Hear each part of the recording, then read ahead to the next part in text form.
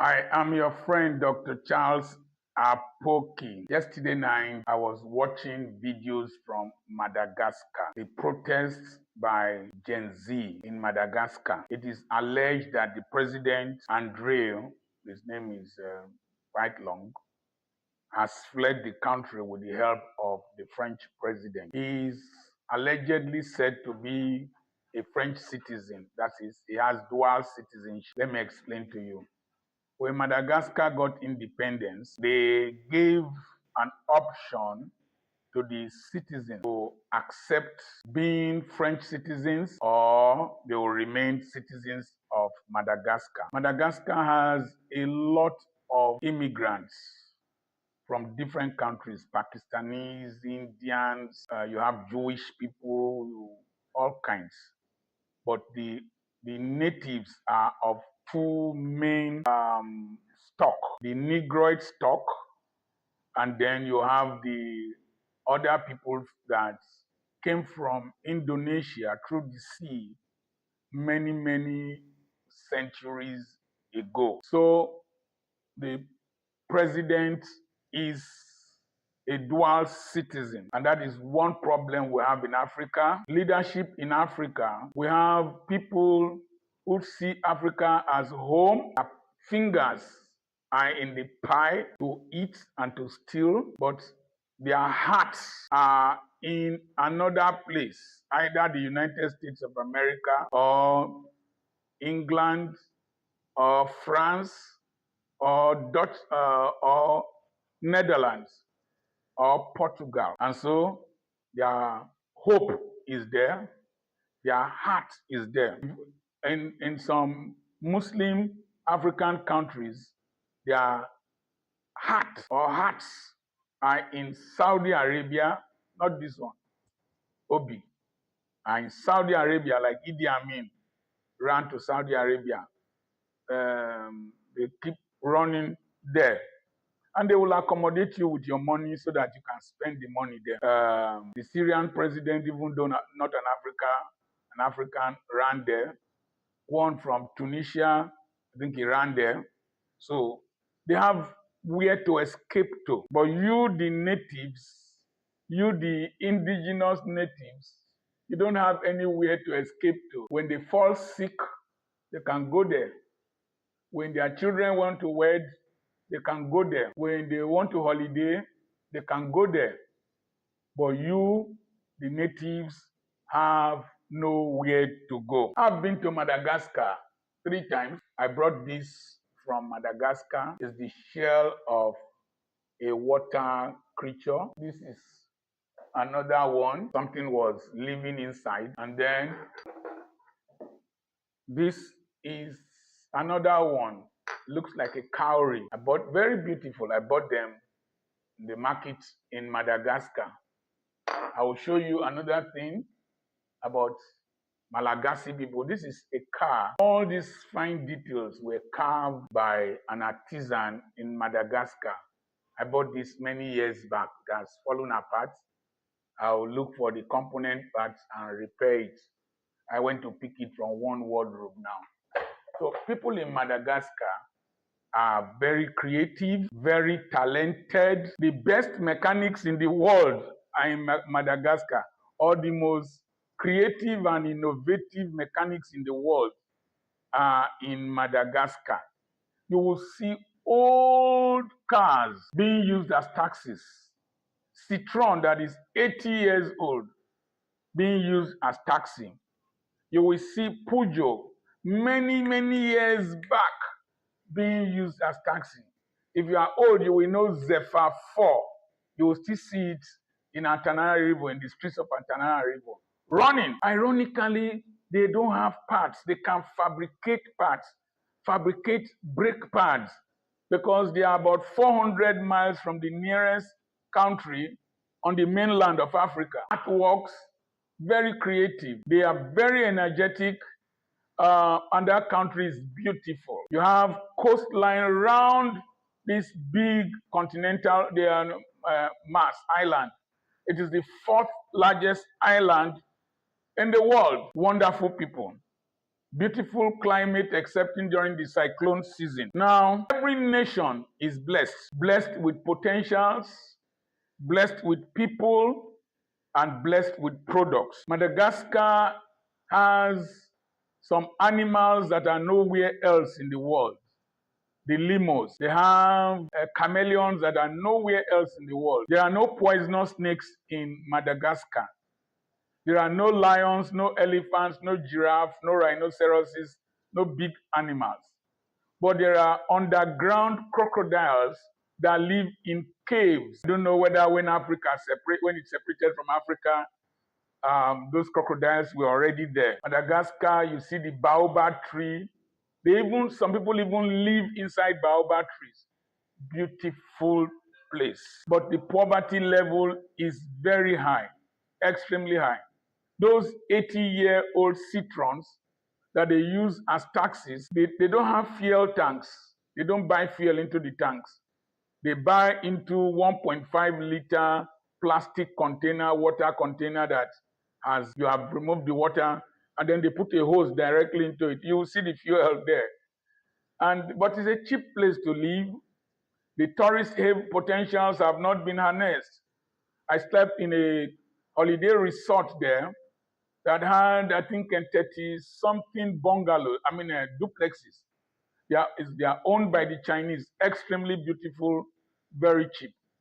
America has one of their biggest embassies in that country. So Madagascar is a nation that should not be poor, because South Korea came to lease part of their land to grow crops for themselves, even though that project did not work well. So the reason, what we must learn from this lecture is that power is supposed to be purposeful. When you contest elections to be president, to be governor, whatever, it has to be purposeful. You must have what you want to achieve. That's why there is a manifesto. It must lead to the progress of the country as a whole, progress of individuals in the country. It must lead to prosperity. It should bring peace to the people, and it should be people-oriented. Government of the people, by the people, for the people. It should protect the people and the interest of the people. But in Africa, governance is like poaching. You go and steal. You steal and carry away. It is more of pushing the people against the wall and punishing the people. During the protest, there is a video of a policeman that set fire on the hair of a girl protesting. Very wicked people. So, it's not a reflection of the Malagasy people. Those who protect those in power use all forms of punishment and wickedness to suppress the people. When poverty becomes very paramount among the people will push back. A hungry man is an angry man. The people will push back, more especially when they see you, the elite in power, living comfortably, and they are living in poverty. Look at the president of Madagascar, Andry. He used to be a DJ. He was about 37 years old or thereabout when I went there. Was a young man. Now look at him. He doesn't look like a Malagasy man. Looks beautiful, fine, well dressed. But you need to see the filth. Once you come down from that his palace on top, come towards where the French embassy is, go to Rio Indira Gandhi, and you go a little bit downwards, you will see filth and poverty. People, no water. No water. Electricity was quite regular then, but now no water, no electricity. You see, dirty environment. These people are very, very creative, very hardworking. They plant rice all over the place. One funny thing in Madagascar, you can hardly see somebody with complete teeth like my own. They eat a lot of rice and sugar. They can add sugar to anything, and that destroys their dentition. And so, in Madagascar, the mountain tops, that's where the rich live, and the poor live in the valley, in bachas. What do they call them? Tin houses, plastic houses. There was a church I went to. The man sleeps in his church, divided it into two. So when the nationals see you living in luxury while they are in poverty, you put them under pressure. And when you pressurize them to a point, they will protest. They will protest. And when they protest, the natural tendency in Africa is for the protectors of corruption, theft, oppression will come out with violence. They were shooting tear gas. And I told you a policeman lit fire on the hair of a girl and 12 people died. But the people did not stop. Let me say this. One lesson is that when the people don't have anything to protect, as they protest, they don't have anything to lose. If you shoot at them, you shoot tear gas, water cannon, you kill them, they will come towards you. And the people are a majority compared to you and your guns and your tear gas canisters. And so the people persevered, and it reached a point when some members of the armed forces that are elites that brought this same man into power in 2009 and turned and joined the people. Because when poverty, hardship is prevalent, those who back you, patriotism will take over from them, will take over their minds, and you cannot stand, you cannot trust their loyalty any longer. That's what happens in nations. It reaches a point, the people will push forward, the government will push them back, and then at a point, the soldiers, the police officers, security agencies will see that it is their own mothers, their own sisters, their own children that they are deleting, and they will refuse to take orders to commit atrocities, genocide against their own people. Now, Madagascar has been plagued by recurrent protests, military takeover, protests, military takeover. When a nation is a product of, when a nation cannot promote peaceful change of leadership now comes by force. And when it comes by force regularly, it becomes a vicious cycle that you will come into power, people will hail you. After some time, the person turns to a tyrant, wants to stay for too long, it becomes a villain, and then the civilians will revolt, and then it goes round and round. And such nations don't progress. And Africa has been plagued by lack of credible, peaceful elections that can ensure that leadership is regularly changed, and then one wicked man cannot rule for too long. So when the people are frustrated and leadership is peacefully changed, you will find out that the nation can progress. But when the people protest and you suppress them, and they eventually overthrow you, it will become a vicious cycle. So all over Africa and beyond, we are seeing this taking place. They are protesting in Cameroon because one old ancestor refused to leave office. Somebody, Chiroma Zakari also, has said that they won the election, that they want to rig the election. The 91-year-old, 95-year-old man, or the 99-year-old man is there, wants to still rule for another. And Cameroon there's turmoil. Gambia, there's turmoil. Where again?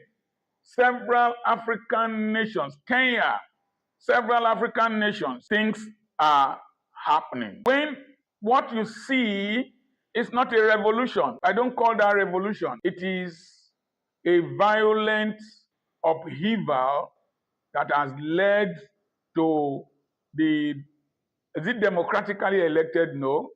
To the elected president fleeing. Now, when that happens, there's a town in Madagascar. I went there 17 hours by road. When I entered the bus, they gave me a pillow. I never knew that my bomb will peel. Morandova, the Morondava or Morandova. When I got there, for 5 days, I couldn't sit on my bum. I couldn't lie on my back. I was lying on my belly in the hotel because it was a long journey. And some of these roads are very bad, but the one we passed that time was good. It was built by the Chinese. But there are roads in Madagascar. It will take you 3 days to cover a journey of about 400 miles. Now, when you do a forceful changeover, the tragedy is that politicians never learn. I remember this young man who was a DJ in Antananarivo. When he came into power just like this, the same elite group that removed him now sided with the people for him to go out of power. Also sided with the people to put him into power. Now, he has stayed since 2009, that's 16 years, and he has metamorphosed to somebody who does not care. He's building fanciful projects. The problem with leaders who do not have the interest of the people at heart is fanciful projects. Built a cable car. You know, Antananarivo has 3 layers.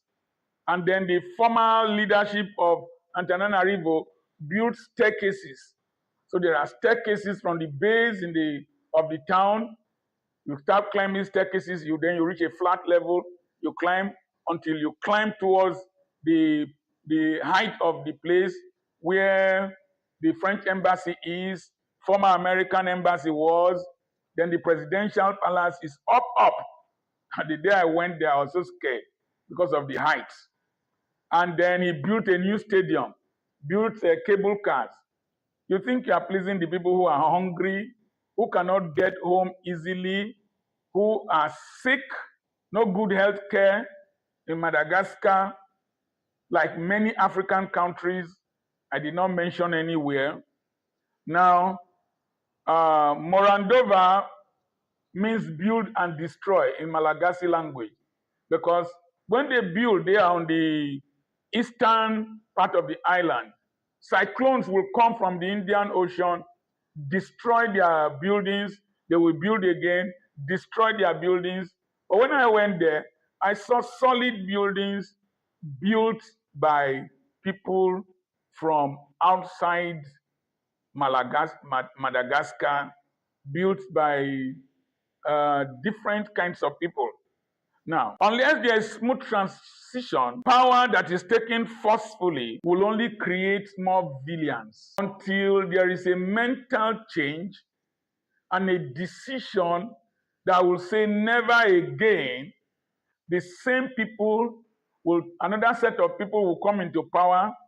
They will continue with the same trajectory, and then another revolt, That's why if you see Nigeria today, and I want you to listen to me carefully, people are advocating for forceful change of government, revolution, and all that. I'm always very skeptical. People are advocating for breaking Nigeria up. I am always very skeptical. Let's start with breaking up Nigeria.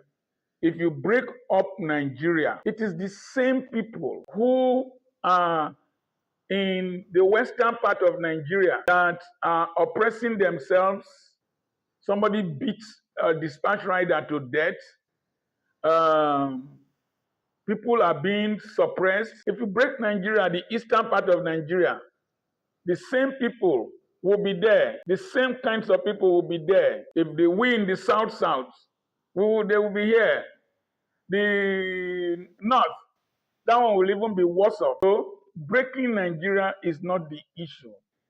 It's a national reorientation in our minds to value integrity, hard work, progress for your nation, value for public wealth, public property, and make sure you value human life. Let's talk about revolution. You want a forceful change of government. If you cause a forceful change of government, it is these same people from the history of revolutions in Africa. If you take the Arab Spring, it is the same political elite that came into power in Egypt. They are still fighting in in Libya, Tunisia, the same elite came into power. You go to wherever. So we should insist on credible elections, credible, civil, peaceful change. But the way it seems, we are not ready for that. We are not ready for that because the average Nigerian is thinking about the next election, not about the future of this country. People are cross-carpeting, jumping from party to party. We now have ministers who quarrel like market women, call people names, abuse people, presidential advisors and spokesmen who have turned to uh, uh, town criers, only quarrel with people, shout with this. It's difficult. We need a mental reorientation in Africa, a re-education, citizenship re-education. If not, forceful change will not bring any dividends. Madagascar might just go through another cycle, another cycle. We will hail the liberators. After some time, they will think we are full, and then they will continue with the theft, with the oppression, suppression, and wickedness. Those who have ears, let them hear. These are the lessons I garnered from the revolution. Is it revolution? From the violent, forceful change in Madagascar. God bless you. Send a message to +234 80 21 21. Subscribe to this channel. Subscribe to my other channel, Dr. Charles Apoki Extra. Subscribe to my Facebook page. And we have books for sale. We have properties for sale. God bless you.